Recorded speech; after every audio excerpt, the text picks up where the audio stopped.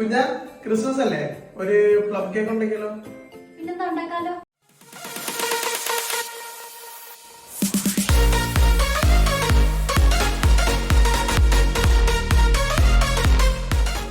ആദ്യം നമുക്ക് dry fruits റെഡിയാക്കാം. ഇതിലൊരു പാത്രത്തിലേക്ക് 4-5 ഡേറ്റ്സും 1 ഗ്ലാസ് ഉണക്കമുന്തിരിയും കുറച്ച് ടൂട്ടി ഫ്രൂട്ടിയും ആഡ് ചെയ്ത് മാറ്റി വെക്കുക.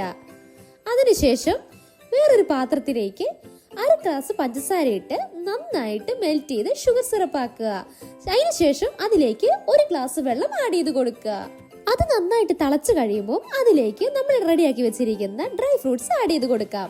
ശേഷം നന്നായിട്ട് ഇളക്കി കൊടുക്കുക. നന്നായിട്ട് ഇളക്കി കൊടുത്തോണ്ടേ ഇരിക്കണം കേട്ടോ.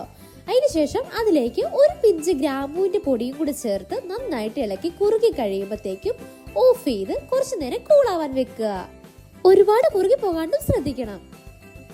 ശേഷം വേറൊരു പാത്രത്തിലേക്ക് 1 കപ്പ് മൈദ ആഡ് ചെയ്ത് കൊടുക്കുക. നല്ല അരിച്ച മൈദ ആയിരിക്കണം. എന്നിട്ട് അതിലേക്ക് 1 ടീസ്പൂൺ ബേക്കിംഗ് പൗഡറും 1/4 ടീസ്പൂൺ ബേക്കിംഗ് സോഡയും 1/4 ടീസ്പൂൺ സാൾട്ടും ആഡ് ചെയ്തതിനു ശേഷം നന്നായിട്ട് ഇളക്കി കൊടുക്കുക. ശേഷം ഡ്രൈ ആയിട്ടുള്ള ഒരു മിക്സിഡ് ജാർ എടുത്ത് അതിലേക്ക് 2 മുട്ട പൊട്ടിച്ചൊഴിക്കുക. അതിനുശേഷം അതിലേക്ക് 1/4 ടീസ്പൂൺ വാനില എസൻസും ചേർത്ത് നന്നായിട്ട് മിക്സിയിലിട്ട് ബ്ലെൻഡ് ചെയ്യുക. ഒരു 10 സെക്കൻഡ് മതി. ശേഷം അതിലേക്ക് 1/2 ഗ്ലാസ് പഞ്ചസാര പൊടിച്ചതും 1/2 ഗ്ലാസ് സൺഫ്ലവർ ഓയിലും ആഡ് ചെയ്ത് ഒന്നുകൂടെ ബ്ലെൻഡ് ചെയ്യുക. 10 സെക്കൻഡ്സ് മതി. ശേഷം നമ്മൾ റെഡിയാക്കി വെച്ചിരിക്കുന്ന ഡ്രൈ ഫ്രൂട്ട്സ് മിക്സിലേക്ക് ഇത് ആഡ് ചെയ്ത് കൊടുത്ത് നന്നായിട്ട് മിക്സ് ചെയ്യുക. അതിലേക്ക് 1 ടീസ്പൂൺ ഗ്രാമ്പു പൊടിച്ചത് ചേർത്ത് കൊടുക്കുക. അതിനുശേഷം നന്നായിട്ട് ഇളക്കുക. ഒപ്പം തന്നെ നമ്മൾ റെഡിയാക്കി വെച്ചിരിക്കുന്ന പൗഡറും ആഡ് ചെയ്ത് കൊടുക്കുക. കുറച്ച് പൗഡർ മാറ്റി വെക്കണം കേട്ടോ.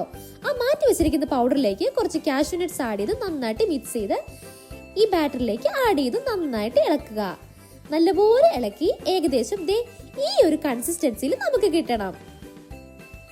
കേക്ക് ഉണ്ടാക്കാൻ വെച്ചിരിക്കുന്ന പാത്രത്തിൽ നമുക്ക് നന്നായിട്ട് ഗീ തേച്ച് കൊടുക്കാം. ശേഷം കുറച്ച് മൈദയുടെ പൊടി എടുത്ത് തേച്ച് കൊടുത്ത് ഒരു കോട്ടിങ് കൊടുക്കാം. ഇത് നമ്മൾ ബട്ടർ പേപ്പറിന് പകരമായിട്ട് ഇങ്ങനെ ചെയ്യുന്നത്.